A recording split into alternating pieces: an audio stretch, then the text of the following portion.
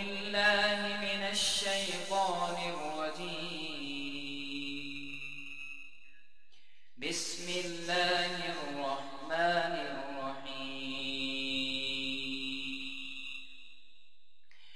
وإذ قال إبراهيم رب اجعل هذا البلد آمنا واجنبني وبني أن نعبد الأصنام رب إنهن أضللن كثيرا من الناس فمن تبعني فإنه مني ومن عصاني فإنك غفور رحيم. ربنا إني أسكنت من ذريتي بواد غير ذي زرع عند بيتك المحرم ربنا ليقيموا الصلاة فاجعل أفئدة من الناس تهوي إليهم وارزقهم من الثمرات لعلهم يشكرون. ربنا إنك تعلم ما نخفي وما نعلن وما يخفى على الله من شيء في الأرض ولا في السماء. الحمد لله الذي وهب لي على الكبر إسماعيل وإسحاق إن ربي لسميع الدعاء. رب اجعلني مقيم الصلاة ومن ذريتي ربنا وتقبل دعاء. ربنا اغفر لي ولوالدي وللمؤمنين ربنا اغفر لي ولوالدي وللمؤمنين يوم يقوم الحساب.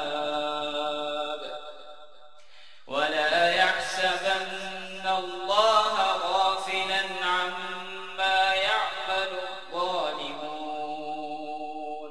إنما يؤخرهم ليوم تشخص فيه الأبصار مهطعين مقنعي رؤوسهم لا يرتد إليهم طرفهم وأفئدتهم هواء.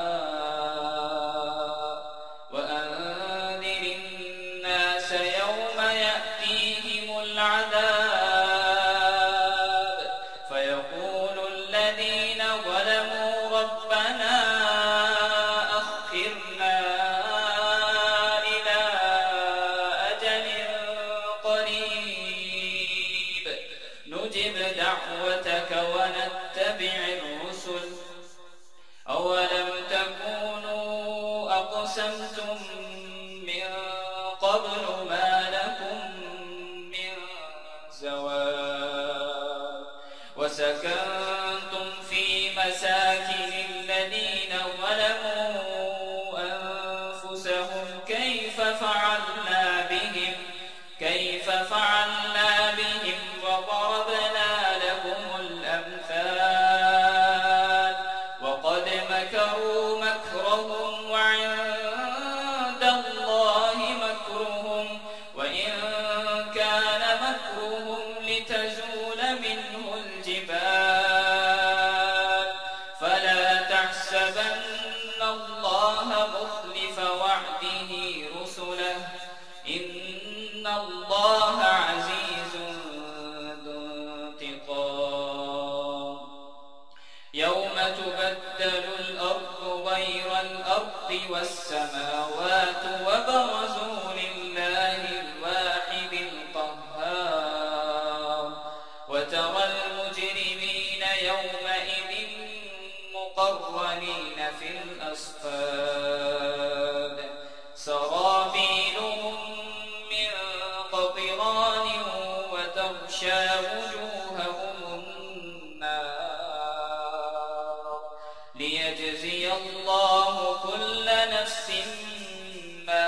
كسبت إن الله سريع الحساب هذا بلاغ للناس ولينذروا به وليعلموا أنما إله واحد وليذكر أولو الألباب صدق الله العظيم. بسم الله الرحمن الرحيم نحمده ونصلي ونسلم على رسوله الكريم. بات یہ چل رہی تھی کہ ہماری کمائی ہمارے لیے باعث راحت بنے، رحمت بنے، باعث سکون بنے، اللہ کی رضا کا سبب بنے، عبادت بنے، ہمارے لیے خوشیوں کا سبب بنے. یہ اسی وقت ہو سکتا ہوگا جب ہماری نیتیں کمانے میں اچھی ہوں گی، بری نیتوں سے ہم بچ رہے ہوں گے، شرعی پابندیاں، اخلاقی پابندیوں کا اہتمام ہو رہا ہوگا. اور نمبر 3 اہم ترین بات کہ ہم کماتے وقت جس کے ہم سے حق وابستہ ہیں وہ حق ہم پورے کر رہے ہوں. ظاہری بات ہے کہ حقوق کی ادائیگی وہی انسان کر سکتا ہے جس کو حقوق کا علم ہو.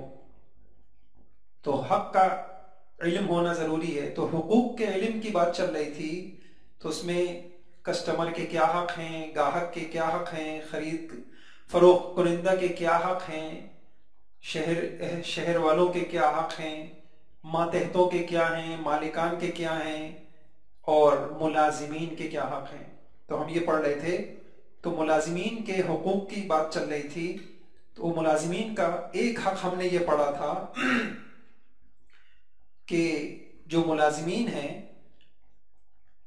ان کا پہلا حق یہ ہے کہ ان کی طاقت سے، ان کی ہمت سے، ان کی استطاعت سے زیادہ ان سے کام نہ لینا. ہمارے معاشرے میں اس کی صورتیں کیا رائج ہیں، قرآن میں، حدیث میں اس سے متعلق کیا ہدایت ہے، وہ آپ نے پڑھ لیا. اب اگلا حق لیتے ہیں، ملازمین کا دوسرا حق.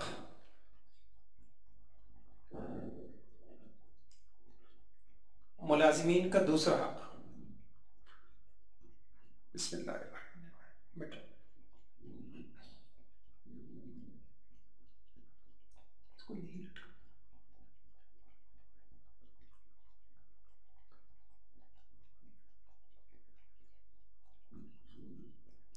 ہمارا عنوان ہے ملازمین کے حقوق.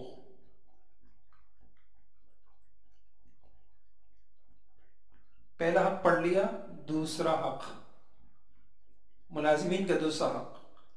ملازمین کا دوسرا حق یہ ہے کہ ظلم، زیادتی،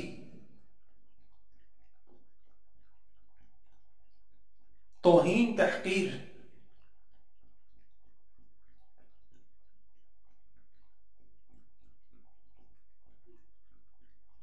ملازمین کے ساتھ ظلم، زیادتی، توہین، تذلیل، تحقیر کا معاملہ نہ کرنا،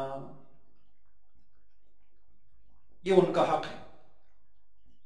ہر مسلمان کا ہی حق ہے. یا یہ ملازمین ماتحت ہوتے ہیں، ان کا بھی حق ہے. احادیث میں باقاعدہ اس سے متعلق ہدایات موجود ہیں. ایک حدیث میں حضور صلی اللہ علیہ وسلم نے فرمایا من ضرب مملوکہ ظلما اقید منہ یوم القیامہ، جس نے اپنے غلام کو یا ملازمین، اس کے ماتحت یہ بھی آ گئے، اپنے ملازمین کو، ماتحتوں کو ناحق مارا، قیامت کے دن اس سے بدلہ دیا جائے گا. آج تو بہت ساری حیثیتوں سے مالکان قوی ہوتے ہیں، ملازمین کمزور ہوتے ہیں. آج اگر نہ بھی لے سکے تو جو بدلے کا دن آئے گا اس دن بدلہ لیا جائے گا. اور وہ حدیث جو میں نے آپ کو کئی مرتبہ بتائی اور اس باب میں وہ بہت اہم ہے کہ وہ جو ایک شخص آئے تھے کہ یا رسول اللہ میرے کچھ ملازم ہیں یکذبوننی ویخونوننی ویعصوننی، مجھ سے جھوٹ بولتے ہیں، نافرمانی کرتے ہیں اور مجھ سے خیانت کرتے ہیں. تو آپ نے کیا فرمایا تھا؟ جو یہ کریں گے اس کو بھی تولا جائے گا، جو تم کرو گے اس کو بھی تولا جائے گا. اگر تم نے ان کو مارا، اگر تم نے ان سے بدلہ لیا تو کل قیامت میں دونوں کا موازنہ ہوگا. وَنَضَعُ الْمَوَازِينَ الْقِسْطَ لِيَوْمِ الْقِيَامَةِ، ترازو لگے گا، ہر ایک کے معاملات اس میں تولے جائیں گے. تم نے ظلم کتنا کیا، تم نے بدلہ کتنا لیا، پھر کیا ہوا، یہ سب ہوگا. تو وہ حدیث بار بار میں نے آپ کے سامنے عرض کی. ایک اہم حدیث ہے، بہت اہم ہدایت ہے اللہ کے نبی کی. فرمایا حضور پاک صلی اللہ علیہ وسلم نے فرمایا من لا امکم من مملوککم فاطعموه مما تاکلون واکسوه مما تلبسون ومن لا یلائمکم فبیعوه ولا تعذبوا خلق. اگر تمہارے معاملات ملازمین کے ساتھ اچھے نہیں ہیں، حضور نے تو غلاموں سے متعلق کہا، فبیعوه، اس غلام کو بیچ دو.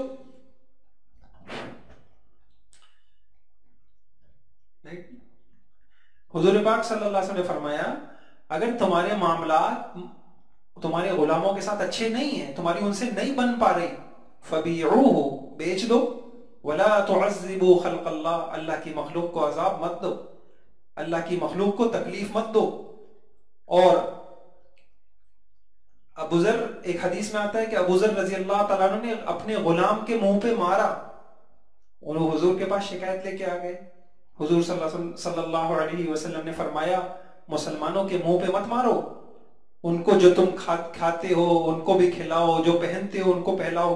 اگر تمہارے ساتھ دھوکے بازی کر رہے ہیں تو تم جان چھڑاؤ، تم بیچ ڈالو، لیکن ایسی سزا دینا اور عذاب دینا اور ہاتھ مارنا، اس کے اندر انسان حدود میں نہیں باقی رہ سکتا. کتنا جرم تھا، سزا کتنی ہوئی. اگر سزا جرم سے بڑھ گئی تو مالکان پھنسیں گے، جرم سزا سے بڑھ گیا تو ملازمین پھنسیں گے. تو حضور نے یہ، میں آگے انشاءاللہ اس کا عرض کروں گا. ابو مسعود انصاری رضی اللہ تعالیٰ کہتے ہیں کہ میں اپنے ایک غلام کو مار رہا تھا، میں نے اپنے پیچھے سے ایک آواز سنی، اللہ کے نبی کہنے لگے اعلم ابا مسعود، اعلم ابا مسعود. میں اتنا غصے میں تھا، غصے میں مجھے سمجھ میں نہیں آیا، میں سمجھ نہیں پایا. اس لیے کسی نے بڑی اچھی بات کہی ہے کہ غصے کے وقت انسان کو خاموش ہی رہنا چاہیے. صرف ایک نبی میں یہ طاقت ہے کہ غصے میں بھی نبی کی زبان سے صحیح بات نکلتی ہے.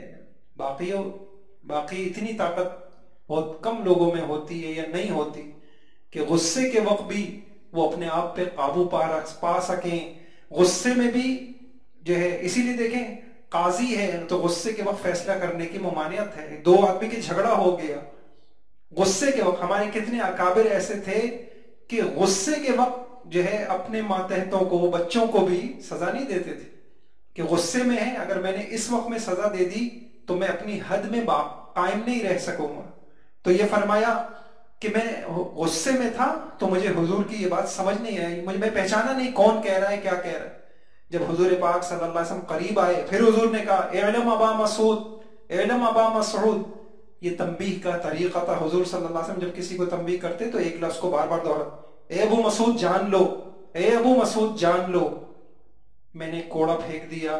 فرمایا ابو مسعود ان اللہ اقدر علیک منک علی ھذا الغلام، آج جتنی قدرت تم کو اپنے اس ماتحت پر ہے، تمہارے اللہ تم پر اس سے زیادہ قدرت رکھتے ہیں، تمہارے اللہ تم پر اس سے زیادہ قدرت رکھتے ہیں.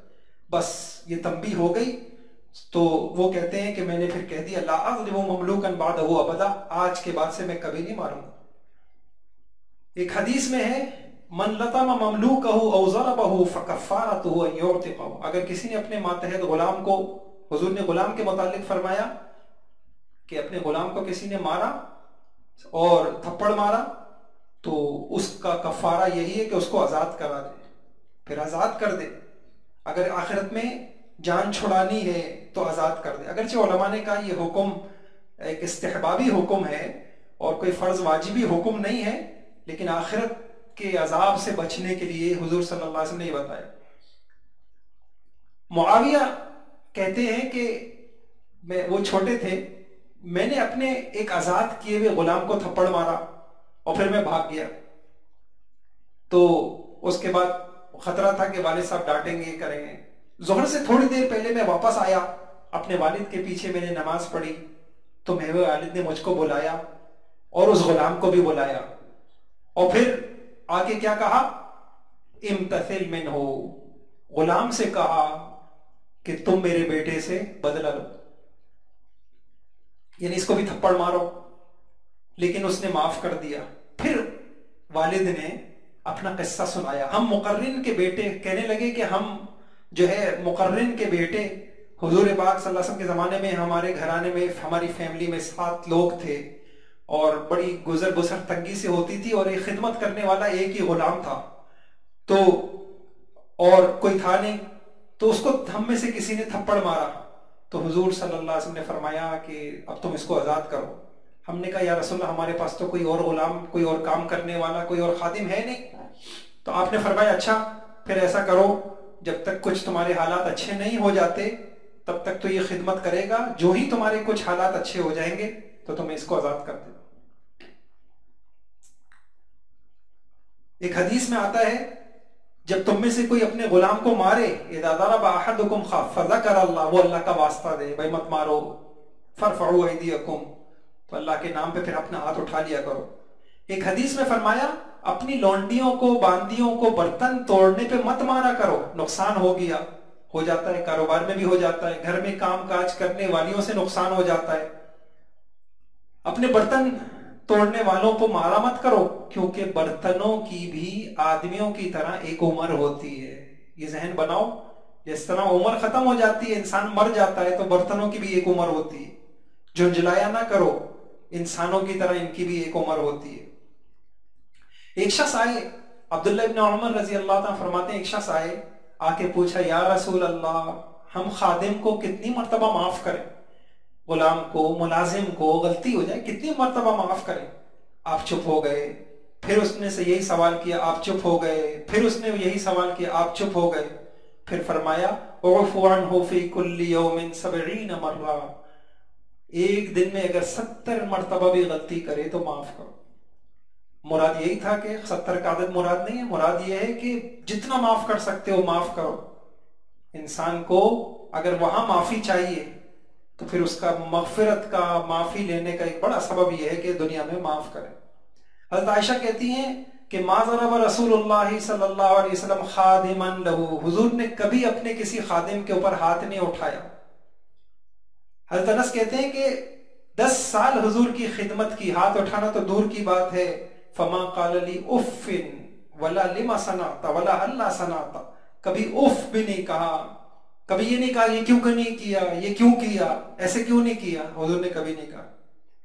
حتیٰ کہ فرماتے ہیں اگر مجھ سے چھوٹے تھے، اگر مجھ سے کوئی کام غلط ہو جاتا اور گھر کا کوئی فرد مجھے ڈانٹتا، فَإِن لَامَنِي أَحَدٌ مِّنْ أَهْلِ بَيْتِهِ إِلَّا قَالَ دَعُوهُ، گھر کا کوئی فرد خدمت مجھے ڈانٹتا، ملامت کرتا، حضور کہتے چھوڑ دو، فَلَوْ قُدِّرَ أَوْ لَوْ قُضِيَ أَن يَكُونَ كَانَ، بھئی یوں ہی ہونا تھا، جیسے برتن ٹوٹ گیا، یہ تو لکھی ہوئی بات تھی، ہونا ہی تھا، ہونے والی چیز ہے، ہونی ہی تھی، چھوڑ دو، یہ تم سے نہیں، اس سے نہیں ہوتی تو تم سے ہو جاتی۔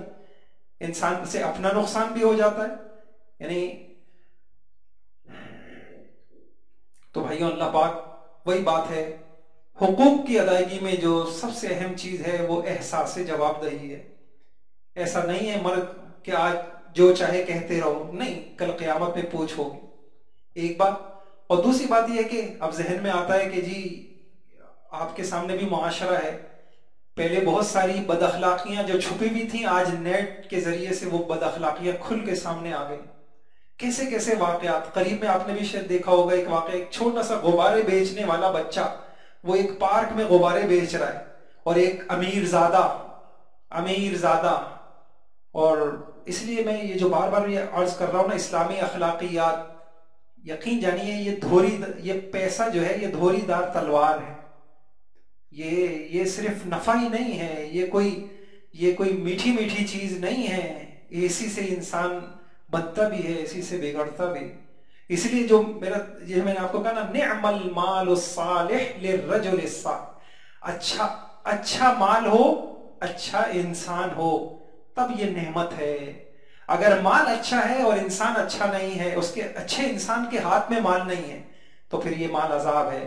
یا مال ہی اچھا نہیں ہے، انسان اچھا ہے، حرام کا مال ہے، سود کا مال ہے، جھوٹ کا مال ہے، پھر یہ مال سانپ اور بچھو ہے۔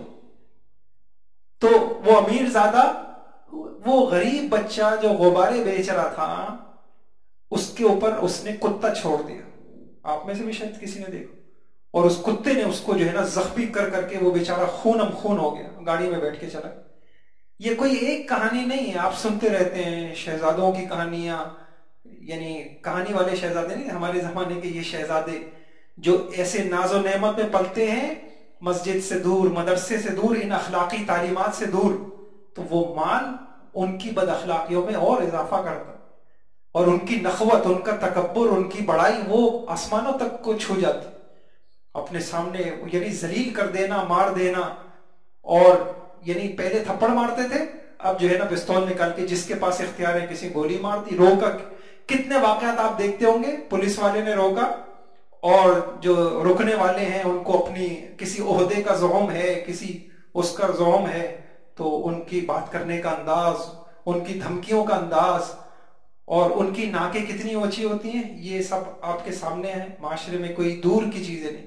اس لیے ہماری ذمہ داری بنتی ہے کہ اگر اپنی اولادوں کو ہم یہ سمجھتے ہیں کہ ان کو پیسہ دینا یہ ان کا حق، یہ ہم ان کے لیے اچھا کر رہے ہیں، تو بھائیو پیسہ دینا ہم ان کے لیے اچھا نہیں کر رہے، یہ پیسہ سانپ اور بچھو بھی بن سکتا ہے اگر ہم نے ان کی اخلاقی تربیت نہیں۔ باپ پیسہ تو چھوڑ کے جا رہا ہے لیکن تربیت چھوڑ کے نہیں جا رہا، فیکٹری چھوڑ کے جا رہا ہے، مال چھوڑ کے جا رہا ہے، اور عہدے چھوڑ کے جا رہا ہے، منصب چھوڑ کے جا رہا ہے، لیکن جن بچوں کو وہاں بٹھا کے جا رہا ہے وہ ان کی تربیت کر کے نہیں جا رہا، ان کے اندر خوف خدا، یعنی سب کچھ دیا، ان کو خوف خدا نہیں دیا۔ تو یہ باپ نے بڑا حق مارا، اور آپ یقین جانیے، اگر میں بہت بصیرت کے ساتھ یہ بات عرض کر رہا ہوں، اس وقت جو اولاد آزمائش بنی ہوئی ہے، اور انسان کے اس وقت کے جو غم ہیں ان میں بڑا غم اولاد کا غم ہے، اللہ سب کی حفاظت فرمائے۔ وہ اولاد جو غم بنی ہوئی ہے اس کی بنیادی وجہ یہ ہے کہ سب کچھ دیا، نہیں دیا تو خوف خدا نہیں دیا، اللہ کا تعلق نہیں دیا، اس کو مسجد سے تعلق نہیں دیا، اس کو قرآن اس کے ہاتھ میں نہیں دیا، علم سے نہیں جوڑا، علماء سے نہیں جوڑا، اللہ والوں کی دعائیں نہیں ہیں، سب کچھ ہے، اس کے نصیب میں کسی کی دعائیں نہیں۔ تو آج یہ بگڑی ہوئی یہ اولادیں، یہ اگر پیسہ ہے تو پھر آپ دیکھ لیں بس کیسی وبال جان بنے۔ اللہ ہم سب کی حفاظت فرمائے، اور اللہ ہمیں یہ احساس نصیب فرمائے۔ یہ دیکھنا ہے، ہمارا کام یہ نہیں گھر میں ماسی آ رہی ہے، گھر میں کام کرنے والا ڈرائیور ہے، چوکیدار ہے، اس کے ساتھ میرے بچے کے رویے کیا ہیں، یہ باپ کی تربیت ہوتی ہے، باپ کی تربیت، باپ کے اخلاق ہوتے ہیں، باپ کے لہجے منتقل ہوتے ہیں، اور باپ کی سوچیں منتقل ہوتی ہیں۔ ایک بوڑھے چوکیدار کو میں عزت دیتا ہوں، میرا بیٹا بھی عزت دے گا۔ بوڑھے ڈرائیور کو اس کی سردی گرمی کا احساس اور اس کی غلطیوں کا احساس، ایک یعنی مولانا اکثر سنا ہوگا آپ لوگوں نے، محتاج صاحب کہتے ہیں ایک چائے کی پیالی لانے میں بیچارے بوڑھے بابا نے تاخیر کر دی، اس کی نوکری ختم کر دی۔ چائے لے کر آئے اور ٹیبل کے اوپر جو ہے چائے چھلک گئی، تھوڑی سی ایک قطرہ گر گیا، کھڑے کھڑے اس کو ذلیل کر دیا۔ نہیں میرے بھائیوں، یہ وہ میں نے عرض کیا نا، ہم سمجھتے ہیں ہم تو نماز بھی پڑھ رہے ہیں، پھر یہ اتنی پریشانیاں کیوں ہیں؟ یہ زندگیوں میں یہ والے ظلم ہو رہے ہوتے ہیں، کتنوں کے دل دکھ رہے ہوتے ہیں، کتنوں کی راتوں کی نیندیں اڑ رہی ہوتی ہیں۔ تو نیندیں اڑانے والے وہ میٹھی نیند کیسے سو سکتے؟ ستانے والے وہ خوش کیسے رہ سکتے؟ دوسروں کو ذلیل کرنے والے، ان کو اللہ کہاں سے عزت دے گا؟ تو اللہ پاک ہم سب کو احساس نصیب فرمائے۔ اب میں عرض کرتا ہوں آپ کے سامنے کہ ہمارے معاشرے میں ظلم کی شکلیں، ایک شکل تو یہ ہے ہاتھ پیر کا ظلم، اور عموماً اگر کام کرنے والا وہ ہے ہاتھ بھی اٹھ جاتے ہیں، اور زبان تو سب کی آزاد ہے۔ ظلم کی ایک شکل یہ ہے بلا وجہ نقصان کی ذمہ داری ملازم پہ ڈالنا، بلا وجہ نقصان کی ذمہ داری، ظلم کی شکلیں، یہ ظلم تھا اور ظلم کی شکلیں، نقصان کی ذمہ داری ملازم پر ڈالنا۔ دیکھیے اصول یہ ہے، یہ جو ملازم ہوتا ہے اس کی حیثیت امین کی ہے، فقہ کے اعتبار سے، حکم کے اعتبار سے، یعنی مالکان کی طرف سے اس کو جو کمپنی کی طرف سے، ادارے کی طرف سے، آپ کی مالکان کی طرف سے جو چیزیں اس کو دی گئی ہیں، اس کے ہاتھ میں وہ چیزیں امانت ہیں۔ ایک بات، وہ چیزیں امانت ہیں اور وہ امین ہے۔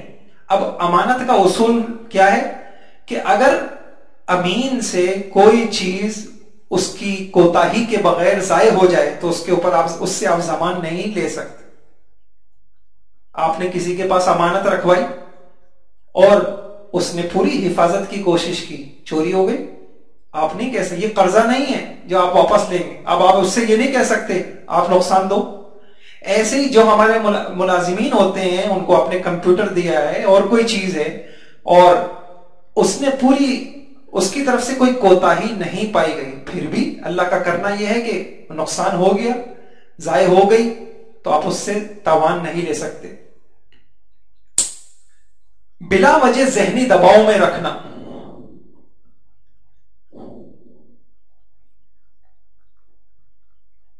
بلا وجہ ذہنی دباؤ. دیکھیں میں نے عرض کیا نا کہ کسی پہ ظلم کرنے کی شکل یا تو اس کی جان پر ظلم یا اس کے مال میں ظلم یا انسان کو ذہنی طور پہ قلبی طور پہ ظلم. تو جان کا ظلم میں نے بتایا, ہاتھ اٹھا دینا, مار دینا, جانی ظلم. مالی ظلم تاوان نہیں بنتا, آپ تاوان لے رہے, شران نہیں بنتا. اس لیے میں نے عرض کیا اللہ کرے جو ہمارا یہ مجمع ہے, آپ لوگ ماشاءاللہ بہت قابل قدر ہیں جو آپ اللہ کا حکم سیکھنے کے لیے آئے ہیں.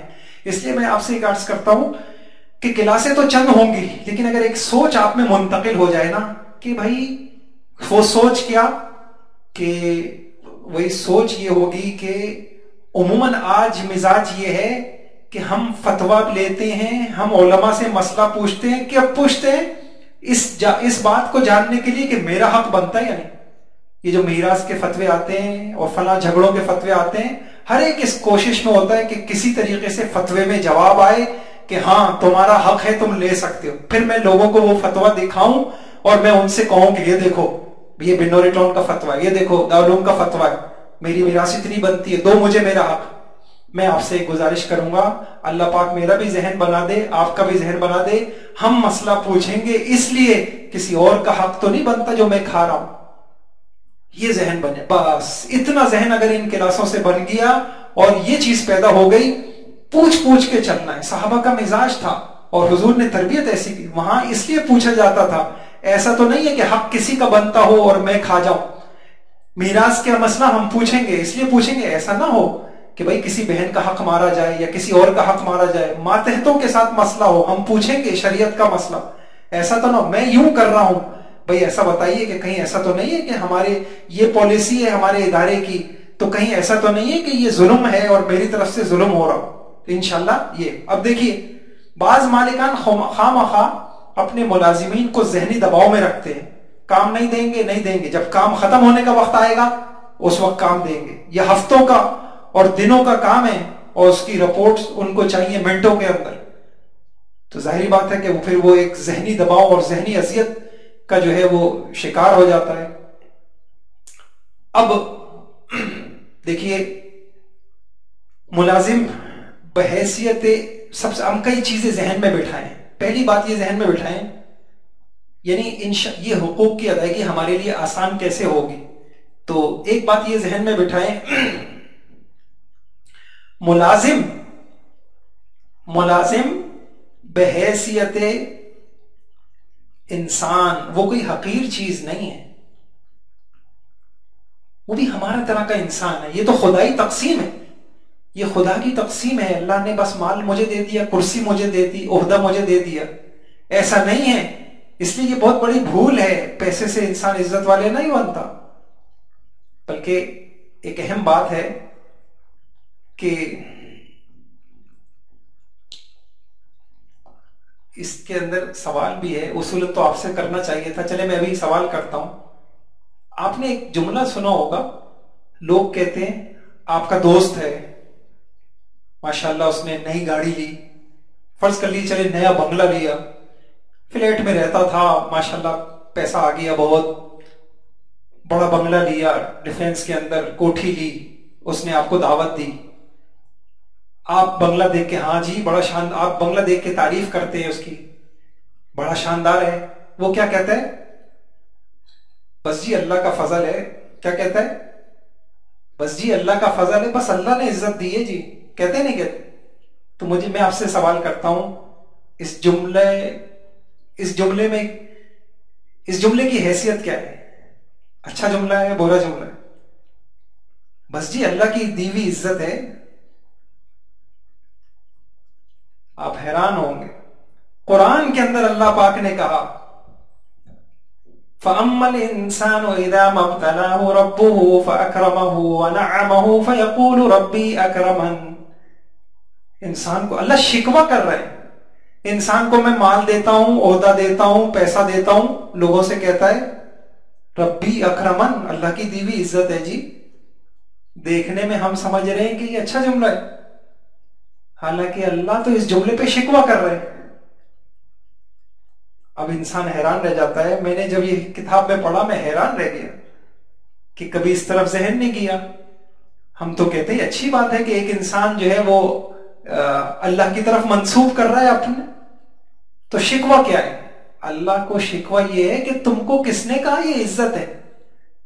تم کو کس نے کہا جب میں کسی کو بڑی کوٹھی دیتا ہوں، بڑا مال دیتا ہوں تو میں اس کی عزت کرتا ہوں؟ بھائی غلط فہمی میں مت رہنا، یہ مال کوئی عزت شزت نہیں ہے، یہ مال ابتلا ہے، یہ آزمائش ہے. غریب کی آزمائش الگ ہے، امیر کی آزمائش الگ. مال کی حقیقت کو سمجھو، مال کو عزت ذلت کا معیار مت بناؤ. یہ عزت ذلت کا مسئلہ اس سے ہے ہی نہیں کہ جس کے پاس ہے وہ عزت والا، جس کے پاس نہیں ہے وہ ذلت والا. حقیقت سمجھو. وہ حقیقت کیا ہے؟ اما الانسان اذا مبتلا، جب میں انسان کو آزماتا ہوں، اس کا امتحان لیتا ہوں. مال امتحان ہے، ختم بات. یہ نہیں ملے گی کسی یونیورسٹی میں، یہ خدا یا احکم الحاکمین کی کتاب میں ہے. یہ علم صرف یہیں ملے گا. ہمارے یہاں جہالت پڑھائی جا رہی ہے. آپ مجھے بچائیں، ابھی آپ جائیے کسی یونیورسٹی میں، آپ سوال کیجیے. ہم سمجھیں مال عزت ہے.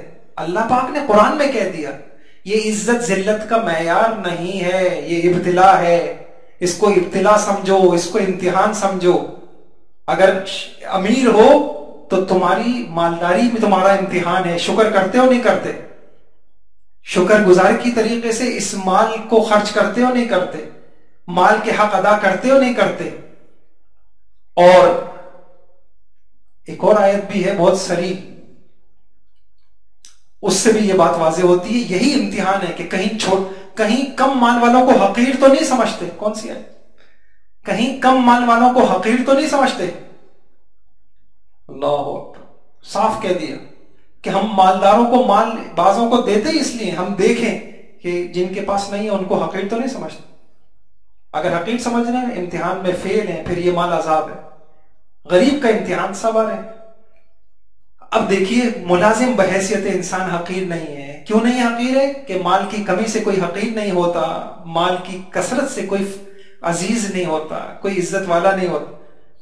اب یہ ذہن ہمیں بنانا ہے. ایک آیت قرآن کی عرض کرتا ہوں بہت حیران کن. اللہ تعالیٰ نے اپنے نبی کو کہا وَاخْفِضْ جَنَاحَكَ لِمَنِ اتَّبَعَكَ مِنَ الْمُؤْمِنِينَ.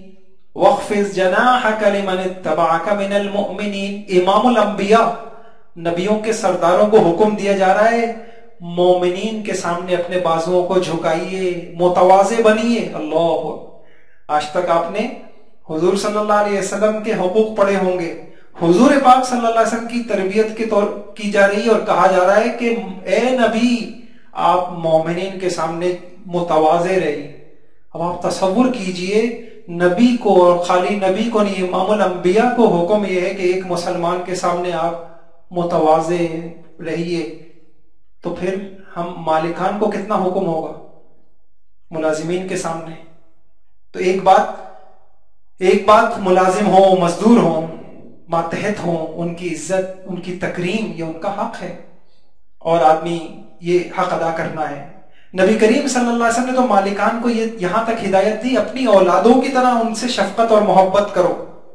جو اپنی اولاد کو فرمایا اکرموہم ککرامت اولادکم واتر، جس طرح اپنی اولاد کی عزت احترام کرتے ہو اس طریقے سے عزت احترام کرو. اور حضرت عمر رضی اللہ عنہ کا قول ہے، اللہ تعالیٰ بدعا ہے حضرت عمر کی، اللہ تعالیٰ برا کرے ایسے لوگوں کا جو اپنے غلاموں کے ساتھ کھانا کھانے سے اعتراض کرتے ہیں، جن کی ناکیں اتنی اونچی ہیں اور وہ اس سے اعتراض کرتے ہیں. یہ تقسیمیں ہوئی ہوئی ہیں، یہ ذہنوں کا یہ مغرب کا دیا ہوئے معیار ہیں. تم اونچے ہو یا نیچے ہیں. ہمارے یہاں کلاسیں ہوتی تھی یہاں دراسات دینیہ کے، تو مجھے یاد آیا کئی سال پہلے کی بات ہے، اس طرح کی کوئی بات آئی ہوگی تو وہ کہنے لگے کہ میرا معمول ہے، میں یہاں الحمدللہ قرآن حدیث پڑھتا ہوں تو یہ ذہن میری تربیت ہوئی ہے، تو جو میرے ماتحت بھی عملہ ہوتا ہے تو جب کھانے کا وقت میں مینیجر ہوں یا میں بھول گیا کہ انہوں نے اپنا کیا عہدہ بتایا، تو میں ساتھ بیٹھ کے کھانا کھاتا ہوں، تو میرے مالکان مجھ سے اس پہ ناراض ہیں. بھائی اپنی حیثیت کو پہچانو، تم ان کے ساتھ کیوں بیٹھ کے کھائے؟ تو میرے بھائیوں، یہ حیثیتیں، یہ وہ چیز ہے، یہ وہ تصنع کی زندگی ہے کہ ہم نے مغرب کو پڑھا، مغرب کو دیکھا تو یہ ہمارا ذہن بنا. اچھا، تو ملازم کوئی حقیر چیز نہیں ہے، وہ انسان ہے، وہ مسلمان ہے. مسلمان کے لیے تو نبی کو کہا جا رہا ہے کہ آپ ان کے لیے جھکیے. ہماری حیثیت کیا ہے؟ اور انسان کی جو حیثیت ہے، ہاں اس کا جو معیار ہے وہ تقوی ہے. ان اکرمکم عند اللہ اتقاکم. اور یہ تقوی کا کوئی دعویٰ نہیں کر سکتا. التقوی ہاں ہونا، کس کو کیا پتا ہے کہ ملازم میں زیادہ تقوی ہے یا مالکان میں زیادہ تقوی ہے، اس میں خوف خدا وہ اللہ کا زیادہ پسندیدہ ہے یا میں ہوں. تو معیار ایک ایسی چیز ہے جس کو آپ علامت نہیں بنا سکتے. اس لیے بھائیوں، حضور پاک صلی اللہ علیہ وسلم نے فرمایا ان ربکم واحد ان اباکم واحد الا لا فضل لعربی علی عجم. کتاب پہ میں سالوں سے کام کر رہا تھا، الحمدللہ مکمل ہوئی. حضور پاک صلی اللہ علیہ وسلم کے حقوق، اس میں ایک عنوان آیا حضور پاک صلی اللہ علیہ وسلم سے محبت کرنا آپ کا حق ہے. پھر اس کی وجوہات کیوں، اس میں ایک وجہ یہ آئی کہ انسان اپنے محسن سے محبت کرتا ہے. اللہ کے نبی تو ساری انسانیت کے محسن ہیں. پھر ہم نے اس کو جمع کیا کہ حضور کے احسانات، آج کل اتنا کچھ لکھا جا رہا ہے، محسن انسانیت، کافروں پہ احسانات، جانوروں پہ احسانات، بیویوں پہ احسانات، فلاں پہ فلاں، بہت کچھ سیرت. لیکن 6 بڑے احسانات ہیں، 6 بڑے احسانات اللہ کے نبی کے ہیں. اس میں سے ایک بڑا احسان یہ ہے کہ انسانیت قوموں میں، کنبوں میں، قبیلوں میں اور اونچ نیچ کی تقسیموں میں بٹی ہوئی تھی. اللہ کے نبی تشریف لائے اور سب انسانوں کو ایک جگہ پہ لا کے کھڑا کر دیا کہ ان اباکم واحد، تم سب کا باپ ایک ہے. یہ کالا گورے کی تقسیم، یہ اجمی عربی کی تقسیم، یہ سب کچھ نہیں ہے. تم سب کا باپ، تم ایک باپ کی اولاد ہو، تم سب بھائی بھائی.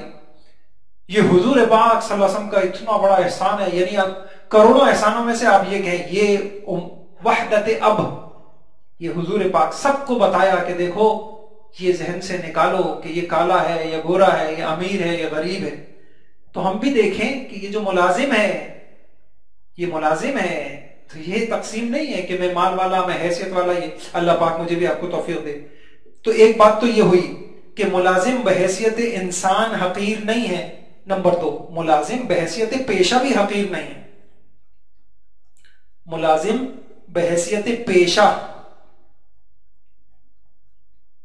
کیوں حقیر نہیں ہے؟ سمجھیے اس کو. یہ چند سوچیں ہیں انشاءاللہ.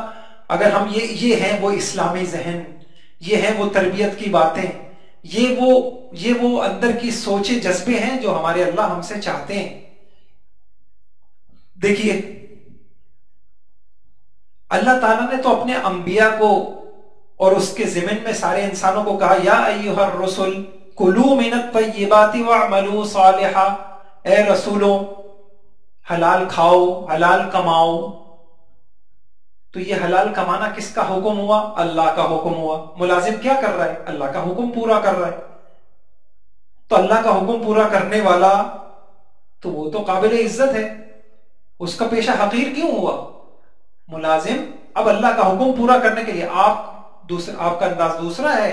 وہ اگر بوری اٹھا رہا ہے، وہ اگر چوکیدار ہے، ہم اس حیثیت سے ہم یہ دیکھیں گے کہ وہ کیا کر رہا ہے، وہ اللہ کا حکم پورا کر رہا ہے. حلال کمانا، اپنے بچوں کے لیے محنت کرنا اور جو کفالت کا فریضہ ہے اس کو ادا کرنا اور سبب اختیار کرنا، یہ اللہ کا حکم ہے. نبیوں کو بھی حکم تھا اور نبی بھی کرتے تھے. بکریاں بھی چرائی ہیں تو نعوذ باللہ حضور نے بھی چرائی ہیں، انبیاء کرام نے سب نے چرائی ہیں. تو ملازمت بھی ہوتی تھی. موسیٰ علیہ السلام نے ملازمت کی ہے, تو ملازم بحیثیت پیشہ وہ کوئی حقیر اور ذلیل نہیں ہے کہ اس کو برے ناموں سے, برے القاب سے, توہین آمیز لہجے میں اور ہر وقت اس کو دھمکیاں دینا, اس کو ایسا نہیں. علماء نے تو کتابوں میں یہاں تک لکھا ہوا ہے جو اس طریقے سے کرتے ہیں ہر وقت ملازموں کے ساتھ بدتمیزی, بد تہذیبی, ان کو ذلیل کرنا, ان کی گواہی بھی مقبول نہیں ہے. ایک حدیث. اور پھر بعض اوقات معاملہ چونکہ ماتحت ہے نا, کمزور ہے نا, اس کی طرف سے کوئی وہ نہیں ہوتی, تو بعض اوقات تہمتیں بھی ہو جاتی ہیں. تو اللہ کے نبی نے فرمایا جس نے اپنے غلام پہ تہمت لگائی اور وہ بری تھا, یعنی وہ ایسا نہیں تھا, آپ نے چوری کا الزام لگا دیا, کتنا ہمارے گھروں کے اندر ہوتا ہے. ابھی میں نے قریب میں سنا چوری کا الزام لگا دیا اور ماسی کے وہ لگا دیا, ٹھیک ہے, آپ کہیں گے کیا ہوگا, بیچاری کیا کرے گی وہ, آپ جو ہے طاقتور ہیں, آپ کے سامنے اس کی کیا حیثیت ہے, جو کہہ دو. کیا ہوگا, آج تو نہیں ہوگا. اللہ کے نبی نے فرمایا قیامت کے دن اس کو کوڑے مارے جائیں گے. وہ سزا جو اس کی یہاں بنتی ہوگی تو وہ سزا پھر قیامت کے دن دلوائی جائے گی.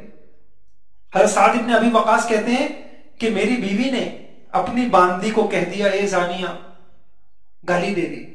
حضرت سعد نے کہا کہ تم نے اس کو دیکھا ہے اس برے عمل کے ساتھ؟ انہوں نے کہا نہیں. تو فرمایا جو شخص اپنے غلام پر زنا کی تہمت لگائے گا تو زنا کی جو حد ہوتی ہے, تہمت کی جو حد ہوتی ہے, قیامت میں اس کو لگے گی. ان کی بیوی نے پھر ہاتھ جوڑے, معافی مانگی, معافی تلافی. تو ہمیں دیکھنا ہوگا کہ ہم بھی اللہ پاک ہمارے معاملات کو, اگر ہماری اولاد ہمارے ساتھ کاروبار میں جڑی ہوئی ہے تو اس کو, اور اگر ہمارے ہر گھر کے اندر معصیاں ہوتی ہیں, کسی کے ڈرائیور ہوتے ہیں, یہ ہوتے ہیں, ہمارے معاملات ان سے کیسے ہیں, اور ہماری بیوی کے معاملات, ہمارے گھریلو معاملات, ہمارے بچوں کے معاملات ان کے ساتھ کیسے ہیں. تو یہ بات سامنے آ گئی. اچھا, تو بات یہ چل رہی تھی کہ نقصان کی ذمہ داری ڈال دینا, بلا وجہ ذہنی دباؤ میں رکھنا. اور ایک چیز یہ بھی ہے کہ مرتبے کا خیال, ملازم کے مرتبے کا خیال نہ رکھنا, یہ تیسری شکل سامنے آ گئی. کام لیتے وقت اس کے مرتبے کا خیال نہ رکھنا.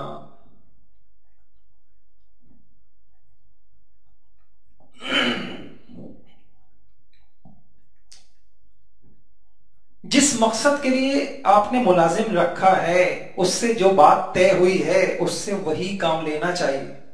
اس کی مرضی, اس کی دلی رغبت کے بغیر ذاتی کام لینا یا ایسے کام لینا جو اس کی مرتبے کے خلاف ہوں, اس کے لیول سے کم ہوں. تقرر تو کیا تھا ٹیچر کا پڑھانے کے لیے, اور اس سے کام لیا جا رہا ہے صفائی کا, گاڑی صاف کرو. ایسا ہوا بھی کئی جگہ. میرے خیال میں بھی حکومتی اعتبار سے بھی کچھ آیا تھا کیا ہے سرکاری اداروں میں. بس جی مجبور ہے, آپ کو نوکری کرنی ہے تو آپ کو یہ بھی کرنا ہے, ان کو خوش رکھنا ہے. رکھا تھا چوکیدار اور اس سے ڈھیر سارے ایسے کام لیے جا رہے ہیں, باتھ روم بھی, واش روم صاف کرو, فلاں کرو, یہ کرو, وہ کرو. تو جو کام اس سے طے ہوا ہے, جو یا اس لیول کے آدمی, اب دیکھیں کوئی مینیجر سے آدمی کہیں جاؤ چائے بنا کے لے کے آؤ, تو وہ تو چونکہ مینیجر ہے وہ یوں کہے گا کہ بھائی کیا مطلب, کیا کہنا چاہ رہے ہیں ہم, لیکن اس سے نیچے کا بیچارہ کچھ بول نہیں سکتا, اپنے لقمے کا محتاج ہے. تو یہ بھی ہے. پھر ایک شکل یہ بھی ہے, ادارے کو چھوڑ کر جانے والے ملازم کے ساتھ یہاں پہ بھی غلطی ہوتی. ادارہ چھوڑ کر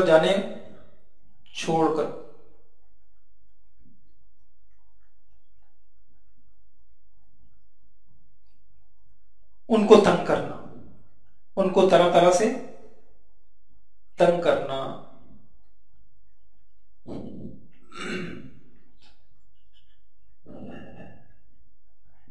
کہتے ہیں انسان کا پتہ ہی مخالفت کے وقت پتہ چلتا ہے. اچھے میں تو سب اچھے ہوتے, انسان اندر سے کیسا ہے اگر دیکھنا ہو تو یہ دیکھ لیے اس انسان کی جس سے اختلاف ہو جائے اس وقت یہ کیسا ہے, بس پورا آپریشن ایکس رے ہو جاتا ہے اندر.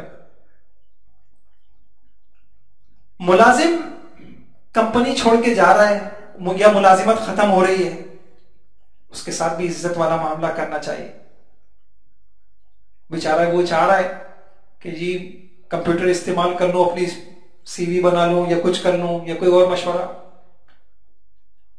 تو آپ کو پتہ ہے کہ جس سے اختلاف ہو جائے تو پھر اس کے ساتھ معاملات کیسے ہوتے ہیں.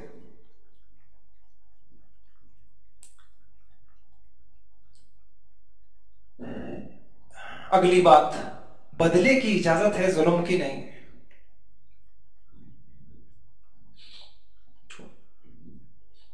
کیا کہا میں نے؟ اچھا، ظلم کی شکلیں ہو گئیں. اچھا، اب یہ سوال آتا ہے کہ جی میں نے عرض کیا ساتھ کر لیں اس کو، بدلے کی اجازت ہے،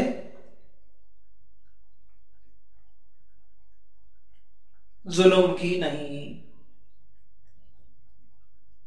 آپ کے ملازمین نے آپ کے ساتھ کوئی معاملہ کیا، خیانت کا، دھوکے کا، نقصان کا، آپ نے فتویٰ بھی لے لیا، فتوے سے شرعی بات سامنے آ گئی کہ ہاں جی اس کی غلطی ہے.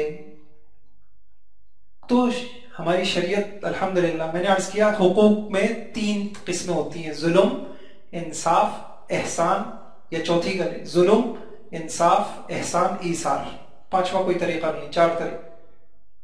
تو اب آپ ایثار کر لیں، یہ آپ کے ظرف کی بات ہے، درگزر کر دیں، آپ آخرت کا بدلہ چاہتے ہیں. احسان کر لیں، بہت اچھی بات ہے. اگر یہ 2 اعلیٰ رتبہ یہ آپ سے نہیں ہو سکتے تو تیسرا یہ ہے کہ انصاف تو کرنا ہو. اور انصاف یہ ہے کہ جس نے وجزاء سیئۃ بسیئۃ، جتنا اس نے ستایا ہے آپ اتنا کر سکتے ہیں. اس نے آپ کے اوپر مقدمہ کر دیا، آپ نے اس سے بڑا مقدمہ کر دیا جھوٹا، اس کی اجازت نہیں. بدلے کی اجازت ہے. بعض اوقات جیسے میں نے ملازم جھوٹا مقدمہ کر دیتے ہیں تو مالک اس کو سبق سکھانے کے لیے اس سے بڑا مقدمہ دائر کر دیتا ہے. قرآن میں ہے فَمَنِ اعْتَدَى عَلَيْكُمْ فَاعْتَدُوا عَلَيْهِ بِمِثْلِ مَا اعْتَدَى عَلَيْكُمْ. جو شخص تم پہ کوئی زیادتی کرے تم بھی اس پر ویسی ہی زیادتی کر سکتے ہو، یعنی اس سے بدلہ لے سکتے ہو. لیکن ظاہری بات ہے، میں نے آپ سے عرض کیا کہ غصے کے وقت سوائے نبی کے انسان کوئی سمورور نہیں ہے کہ وہ غصے کے وقت بھی حدود پر قائم رہے. تو وہ معاملہ پھر ظاہری بات ہے پوچھنا پڑے گا. اس لیے میں اکثر ایک بات عرض کرتا ہوں، ہمارا زندگی میں نہ کوئی مشیر ہونا چاہیے. ہم اپنے معاملات ان کو بتائیں، بھئی یہ اختلاف چل رہا ہے گھر میں، یہ میرا مسئلہ ہے. ایسا کوئی ہونا چاہیے، تب ہم بچ سکتے ہیں. 2 طریقے انسان بچ جائے. ایک طریقہ یہ کہ وہ اندر سے اتنا اچھا ہو، اتنی اس کی تربیت ہو چکی ہو. اس کے لیے جیسی زندگی مطلوب ہے، جتنے مجاہدے کرنے پڑتے ہیں، یہ عموماً کوئی بھی ہو مشکل ہے. ایسے آپ کو لاکھوں میں 1-2 بھی مل جائیں تو بڑی بات ہے. دوسری صورت یہ کہ ہم اندر سے تو اچھے نہیں ہیں، ہمارا باطن میں ہے، کمیاں ہیں، خامیاں ہیں. اب ہم کسی پہ ظلم نہ کر بیٹھیں تو اس کا طریقہ کیا ہے؟ آپ اپنے بارے میں اپنے حق ہونے کا فیصلہ آپ خود کرنا چھوڑ. کسی سے اختلاف ہو گیا آپ پوچھیں، شریعت کا مسئلہ پوچھیں، فلاں سے پوچھیں، جو وہ کہتے ہیں آپ کے بس ٹھیک ہے، آپ کو سمجھ میں آ رہا ہے میں صحیح ہوں، بڑوں نے بتا دیا نہیں تم صحیح نہیں ہو، تم غلط ہو، آپ کہیں ٹھیک ہے جو آپ نے کہہ دی. ایسا شخص بڑا اچھا ہوتا ہے، ایسا شخص بھی آخرت کے مواخذے سے بچ جاتا ہے. بس اللہ تعالیٰ عمل کی توفیق عطا فرما دے. یہ بہت ہی نازک مسئلے ہیں، اللہ جس کے لیے آسان کر دے بھائیوں اسی کے لیے آسان ہو سکتا ہے. ورنہ ہم تو ایک اندر سے ایک بگڑے ہوئے ہیں، نفس پرستی ہم مفادی لوگ ہیں. ہمارا جو یوں کہیں کہ ہماری جو سوچیں ہیں، ہم اپنی مفاد کو دیکھ کے، اپنے اغراض کو دیکھنے، اپنے نفع کو دیکھ کے زندگی گزارنے والے. اس میں جب ٹکراؤ ہوتا ہے تو ہم سے پتہ نہیں کہاں کہاں ظلم ہوتا ہے. اللہ ہم سب کے لیے آسان فرما دے، حقوق کی ادائیگی آسان فرما دے. کچھ اعلانات ہیں اس وقت.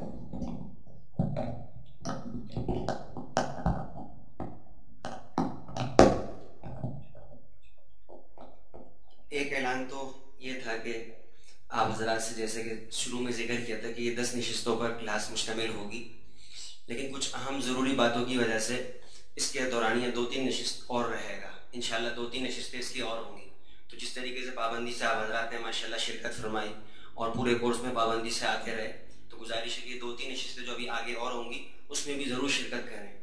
دوسرا اعلان یہ ہے کہ جیسے کہ یہاں پر الحمدللہ یہ کورس ہوا, اسی طریقے سے آپ کی شرکا میں سے یہ سہیل صاحب جو ہیں اورنگی ٹاؤن سے تشریف لاتے ہیں. انہوں نے اپنے علاقے میں صدیق اکبر مسجد ہے Orangi town sector 11.5 Iqbal market میں, تو وہاں پر الحمدللہ اسی کورس کی ترتیب بنائی ہے. ہر منگل کو بعد نماز عشاء اس کی ترتیب ہوگی, 1 گھنٹہ جیسے یہاں پر ہو رہا ہے کورس اسی طریقے سے وہاں پر بھی ہوگا. تو آپ حضرات میں سے جن کی کوئی نشست رہ گئی ہو تو وہ, یا پھر یہ کہ آپ میں سے کسی کا کوئی جاننے والا ہو, متعلقین ہو, تو ان کو اس کی اطلاع دے دیں تو وہ بھی شرکت کر سکتے ہیں. اور آپ حضرات بھی اورنگی ٹاؤن سیکٹر 11.5 صدیق اکبر مسجد اقبال مارکیٹ, اور جو حضرات اس حوالے سے کوئی میں یہی چاہ رہا ہوں, دیکھیے خیر کے کام میں یہی شکلیں ہوتی ہیں کہ کچھ لوگ کرنے والے ہوتے ہیں, کچھ معاونت دینے والے ہوتے ہیں, کچھ مشورے دینے والے ہوتے ہیں, کچھ محبت کرنے والے, دعائیں دینے والے.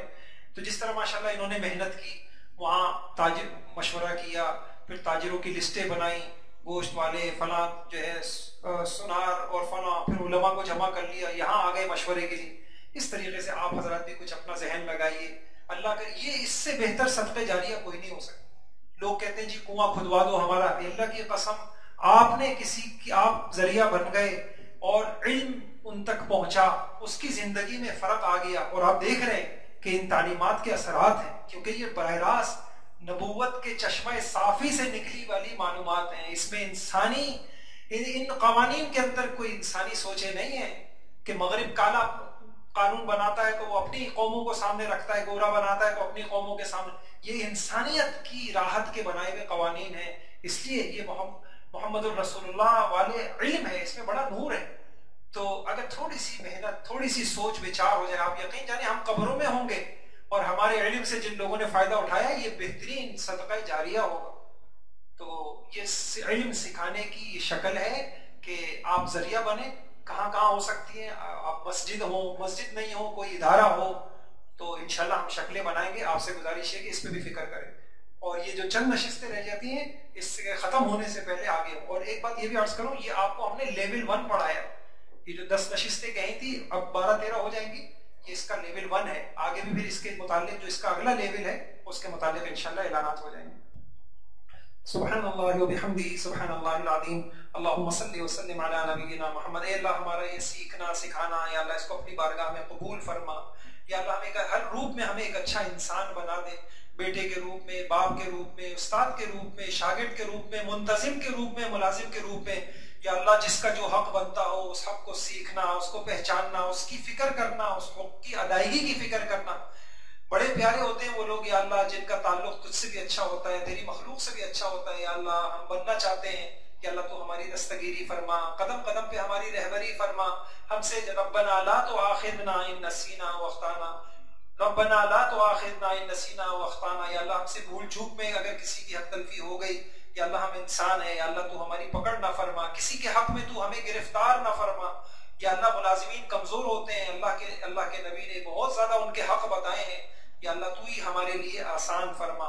اے اللہ ہماری بہترین تربیت فرما, اور یا اللہ اس مال کو ہمارے لیے باعث راحت بنا, باعث رحمت بنا, باعث سکون بنا.